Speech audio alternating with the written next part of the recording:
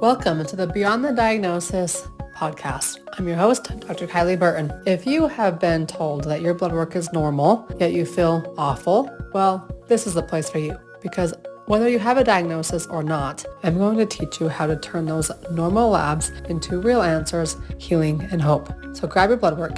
Come join me. Here we go. Welcome to the Beyond the Diagnosis podcast. I'm your host, Dr. Kylie Burton. Weight loss. You know, it's something that everybody is striving for at some point in their life. They're going to hit some roadblocks, some plateaus. Why is that? In fact, if you've tried all of the things that you've been told to do and it's still not working, well, this episode's for you. So Dr. Kim Feinstein is with us today, and she is a clinical psychologist specializing in behavioral weight loss. We're going to talk about the psychology of lasting weight loss today. So Kim, welcome on. Thank you so much for having me. So weight loss probably wasn't the very first top of your list when it came to getting your degree in clinical psychology. So how did you end up here?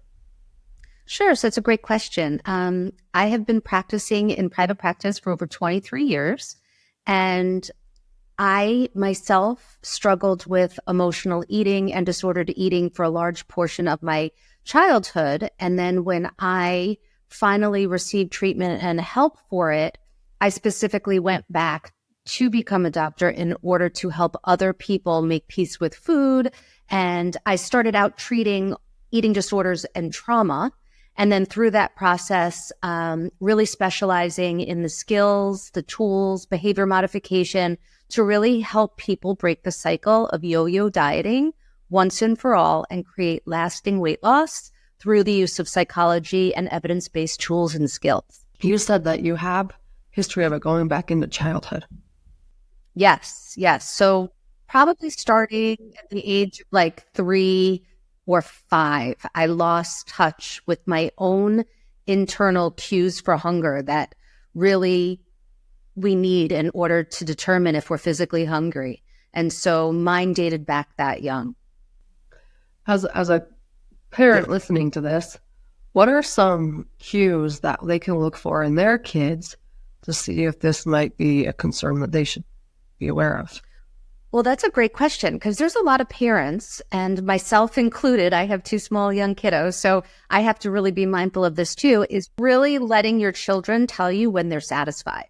So many of us, even myself, grew up in families that really encouraged you to clean your plate. You know, there were starving children in some country, depending upon your age. If you were in your 60s and 70s, it's China. If you were, our age or my age, it was, India. And so really letting your child tell you, I've had enough, because as babies, we come into this world and we actually know when we're satisfied. We push away the nipple if we're, breastfeeding on our parent. We push away the bottle if we've transitioned to a bottle. But so many parents kind of continue to ignore that sign, which then subconsciously invalidates the child's signal for hunger. So as parents, what I would really let your children do is not only teach them what physical hunger feels like, and when we eat for any other reason than physical hunger, teach them that we're eating for emotional hunger or psychological hunger. And the goal is to eat for physical hunger 80% of the time and emotional hunger for 20% of the time. So we want to pay attention to that rule as a parent. And then also allow your kids to tell you, Mommy, I'm hungry. Daddy, I'm hungry. I'm satisfied. And we want to teach them that we want to stop when we're satisfied and not necessarily full. Because if we're eating to fullness, we maybe have eaten too fast. We maybe overate as a result. And so the goal of making peace with food is truly to eat because you're physically hungry and stop when you're satisfied. And so many of us struggle with that. Yeah, one of the phrases I constantly tell my kids when we're eating, like, hey, is your tummy happy? Yep. There you go. Okay. Yes. Mm-hmm. And then there's 2 types of happiness. There's like a psychological happiness, right? So, my daughter has Dunkin' Donuts. She has a donut. That's like, oh, my tummy's happy because I just had a donut. And then, there's physiological satisfaction where, oh, I feel nourished, I feel well, I feel ready to go do gymnastics or a sport or study or go to school. So I think we want to, kind of teach them too that there's different types of satisfaction with food. Right. So with kids, like I said, I always say, is your tummy happy? And I think that's one of the hardest things that we have to realize as parents, because as parents, a lot of us see money sitting on that plate. And when we see that, it's like, well, now you're wasting more than just the food. So we have to subconsciously and consciously, let that go. Yes. I always say, don't let yourself, your family, your kids be the garbage. Because if they are overeating because of that mentality that we as parents may have, we're actually setting them up for later struggles with food later on. Yeah, food and many other things to come. Food's just high at the top of the list. Okay, so there's the little conversation about food and kids. When you say emotional eating as a kid, how would you recognize that? As I'm looking at my 6-year-old and my 3-year-old, how would I recognize if they are emotionally eating? I mean, to some point, we are humans. We're going to do that anyway, right? Absolutely. And it's okay to emotionally eat some of the time. So the goal with making peace with food is not all or nothing. That's more of a dieter's mentality. It's either I'm completely on, I'm completely off. Either I'm following my meal plan, I'm not. Either I'm only physical eating and never emotionally eating, or always emotionally eating. So it's okay, because emotional eating could be for not only negative emotions, but it could also be for positive emotions. We want to celebrate a birthday party, we have cupcakes, we have cake. So, we don't want to restrict that, because then they will binge on it and rebel later on anyway. But you really bring up a good point in that if you're looking for signs and symptoms, particularly with children, there's an actual chart that I would love to give your audience that differentiates the signs of physical hunger versus the signs and what it looks like for emotional hunger, that I think would be really helpful. And it's really about physical hunger has physical symptoms. So you want to teach your kiddo, if, go in and rate your hunger on a scale of 0 to 10, where 0 is you're absolutely starving and 10 is you're stuffed. How hungry right now are you? And then they check in and they learn to kind of say, oh, well, I'm at a 3 or a 4, instead of oh, I'm at a 0 and I've waited too long to eat. And so you want to teach them that. So that's one sign for physical hunger. Physical hunger also has physical signs like tummy grumbling. They start to get irritable. I know my 10-year-old, if she doesn't eat every couple of hours, she's a mess. And so I have to do my checklist. Okay, did you, sleep enough today? Is there something going on? Oh, when was the last time you ate? So those are the physical signs. Now, if you're looking to say, okay, well, is my child emotionally eating, right? Because it can start super young, like it did in my case. Are they sneak eating? Are you finding wrappers and foods in their closet? They're, in their room anywhere. Do you find that they're craving sugar all the time? Are they grazing, where they're constantly in the pantry or constantly in the kitchen looking for food when they just ate dinner and their physical hunger has been satisfied? Are they struggling emotionally with anything? Do you notice tantrums? Do you notice, something that, we all have that instinct when something's going on, right? Some of us are more tuned in than others, but you'll start to see some behavior surrounding food if there is something going on. And it typically looks like food that are high in sugar and carbohydrates. Those tend to be the two foods that kiddos gravitate towards for emotional eating, as do adults. So those would be the things I'd really look for. Are they hiding food? Are they obsessing about food? Are they overeating? Are they eating to satisfy other needs other than physical hunger? Are they gaining too much weight? Are they eating too fast? Are they never satisfied with food? Are they paying attention to their food and satiety cues? Those are the things I would really start to become mindful of. And what I typically do is I love to have conversations with my kiddos. I love to talk about portion sizes. I don't know if I could teach you, but this is the size of 4 ounces. So if we're trying to teach our kiddos how to eat healthy on a plate and we're having, a hamburger, a piece of fish. When you say this, it's the fist.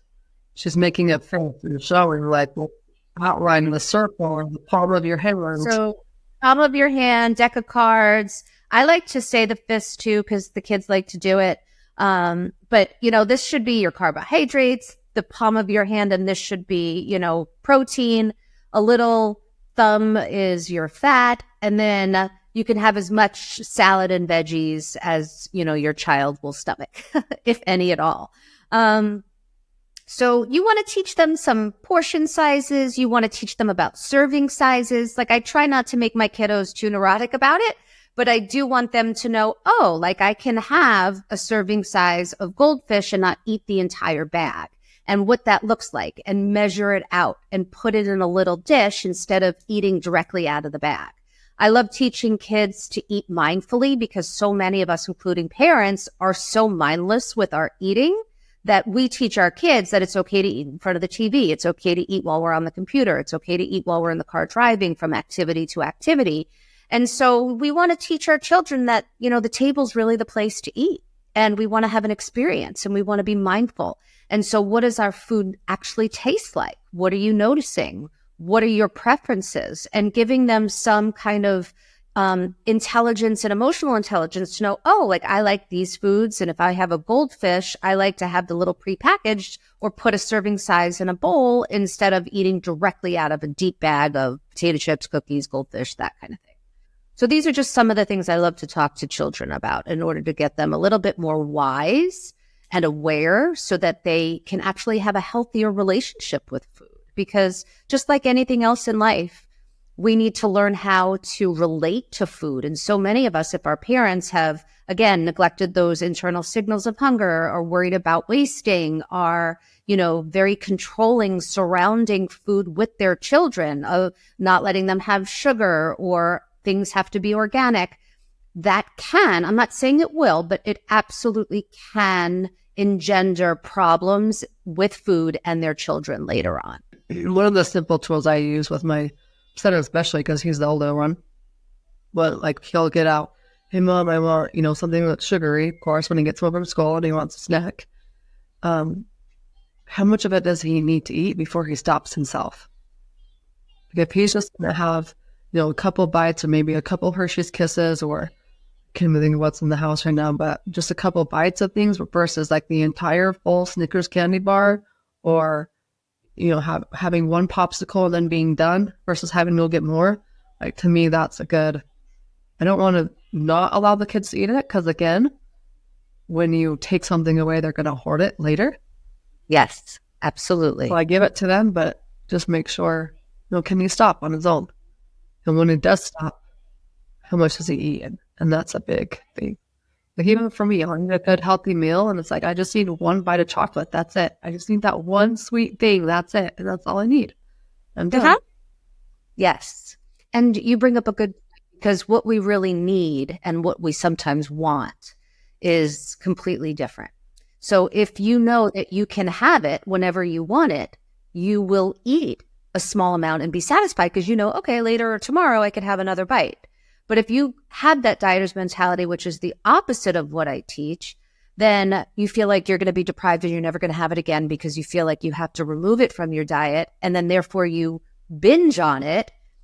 And then it becomes this yo-yo cycle where you really only need 3 bites. There's a 3-bite rule where after the 3rd bite, you don't even derive any more pleasure from the food at all. So if you were going to savor those 3 bites of chocolate, it's just as satisfying as if you ate the whole Snickers bar. So slowing it down, really savoring it and really enjoying it after the 3rd bite, it's just extra calories anyway. Okay, so enough about kids. What about us, adults? How do you help us with the psychology of weight loss? There's so many components to it. What would you specifically love to know or dive into? Because I've created the program, right, of all the evidence-based things that need to be included in order to help us make peace with food. Emotional eating is a very large component, particularly stress and sleep. Those are the 2 that seem to be for us moms and people that have professions and jobs seem to be kind of depleted on. So those are two really big components, sleep and stress. But there's other, issues too. So the mindfulness component, habit formation. What is it that you think? I want to talk about two things just because I'm curious. I like to talk about stuff like this, but we don't often. One, the emotional piece for sure. And then two, the belief that weight loss has to be hard. Oh, absolutely. I love that. And you bring up a critical point that I would love to dive into, because I touched on the emotional eating a little bit, but if you want to pivot to the belief system, because in weight loss and weight management, so many of us focus on, and it's not our fault. I mean, our society really breeds this. If you just focus on what you eat and how much you exercise, you will be able to lose weight and keep it off. And so many of us have struggled with that mentality because we've signed up for every program and we've done every diet, from cutting out carbs and now, the Ozempic and all of those medications. And so the problem is that that's just the tip of the iceberg. What the foundation is below that we really don't see are the attitudes and values and beliefs that we have towards weight loss and weight management. And like you said, we have this belief system that it's hard, or that it has to be hard. And what we believe, we will create. And if we believe it's hard, it will be hard. If you believe you can do it and that you are capable, you absolutely will. Just like in any area, what you believe you will achieve. And I truly would love to help you and your audience in any way, maybe reframe, rewire that belief that you absolutely can change how you think about weight loss, and then how you believe you can do it will then positively affect your feelings and behaviors, because they're all connected. Yeah, let's dive into that, because it's one of the biggest things why I have so much hesitation in my own clinical experience providing weight loss programs. Because I know so much, like, if you go into a weight loss program having been told your whole entire life that losing weight is hard, it's going to be hard. Period. End of story, no matter what you try. If you tell your body and if you believe, weight falls off of me easily, I am safe losing weight, which is a big thing for me too. I believe weight is a protection, a physical protection barrier. So there's a lot of components to it. So just walk us through how some mindset shifts we can make so that whatever route we're trying with weight loss will actually breed some results. Sure. So what you're referring to is known as cognitive behavioral therapy. It's one of the foundations of my program because it's evidence-based to actually help people lose weight and keep it off long term. And so with that belief system that you have, there's a motivation and a desire to hold on to weight rather than lose it because, like you said, it feels safe. It is a barrier. It's a protection. So one of the first modules that I teach is why. What is your why? What's your reason for being in this struggle to begin with? And then what's your reason for wanting to get well? And your reason for wanting to get well has to be greater than your reason for staying stuck. And so with this cognitive behavioral therapy and reframing your thoughts in order to feel safer and to feel like you don't need that barrier and protection anymore, that's going to be your foundation for success. So what can you then tell yourself? Like you said, positive self-talk, putting little stickies all around the house. Like, it's okay for me to lose weight. It's easy. I will feel safe. And then think about what other ways can you make yourself feel safe that don't involve food. And so maybe you need certain boundaries in place with certain people. Maybe you need, some type of self-care. What is it that, and again, you don't have to answer this, but what is it that's in your life that's making you feel unsafe that maybe we need to work through? And if you're still needing weight to feel safe, my prescription for you would be, what do I need to do to make myself feel safe without food? And that is where the magic begins. Because yes, you can tell yourself you're safe. You can tell yourself that it's easy to lose weight. And then we also have to figure out, okay, the need is for safety, and maybe, other areas as well, because it's too hard. Then how do I make it easy? Maybe I have to plan and prepare. Maybe I need help. Maybe I need a community. Maybe I need support. Maybe I need more skills and coping skills to tolerate cravings when they hit. So what kind of coping skills can I use when I feel the need for safety and then I'm no longer reaching for food? Or I'm triggered, now what? And so there's all these coping skills that I have in my program that I teach that can really help people meet the needs that they have without using food.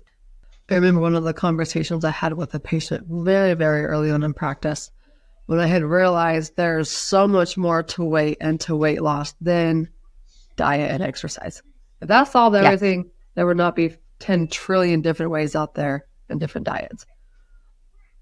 I said to her, if weight were a protection barrier for you, what do you think it's protecting you from? And her response was like, word for word, you're telling me I'm not going to lose weight till my husband dies? I was like, I didn't want to get into that conversation anymore, but yes, as a perfect physical protection barrier, you're protecting yourself from what? From who? Exactly. I mean, there's a lot to it that somebody like you is definitely needed. So, okay, so we got emotions, we've got the clinical application or the psychology behind it all. And so I would also encourage people to have their own relationship with the way that they talk to themselves, and that brings in self-compassion. And talk to yourself like you would a friend. If you had a friend that's using food as a protection or needing safety, you wouldn't yell at them for doing that. You wouldn't shame them for doing that. You would actually, I would hope, have empathy to be like, oh my God, I feel so sad that you feel so unsafe that you need food in order to feel safe, or for whatever reason to cope with stress or sadness or loneliness or boredom, or even just as a way to reward yourself. There's a lot of people that use food to reward themselves. And so what other ways can we meet those needs without it, and having compassion for yourself for the reasons you are using food in an unhealthy way? And then that compassion will then fuel motivation to get well. Because the shame that we typically give ourselves as a result of not doing what we think we should do actually causes more procrastination and resistance rather than motivation and wellness. All right. Can you give them some very, very important things that people need to think about as they are, wherever they're at in their weight loss journey? And I want to just give one last caution here. If you're constantly trying to find the 10 pounds, the 20 pounds, the 30 pounds to lose, there will always be weight there to lose. When you become satisfied with who you are in the moment, that's when it becomes easier, because you're happy with who you are. You're not constantly having to lose the 5 pounds. Like, I had a conversation with a girl one day, probably 55-ish, and she's so unhealthy. Like, fibromyalgia, the list goes on and on and on. She's a stick figure. And the only thing she cared about in our conversation together was losing 20 pounds. And in my head, I'm thinking, you're not even ready to work with me, because you only see that the problem is you have 20 pounds. I couldn't even tell you where on the body you could lose to. But to her, it didn't matter about anything else. The only thing she cared about was something that shouldn't have even been on her radar. Yeah. And I see that a lot, because people, especially when you're even physically unhealthy, right? Like, your body's screaming for balance, screaming for wellness, screaming, to treat the source, the roots, the symptoms. But that's so hard for so many. So they deflect and deviate from doing the real deeper work and focus on the number on the scale, or the size, or calories, or whatever external thing they're basing their worth on, when, like you said, there's a deeper reason or root or why they are in this position in the first place.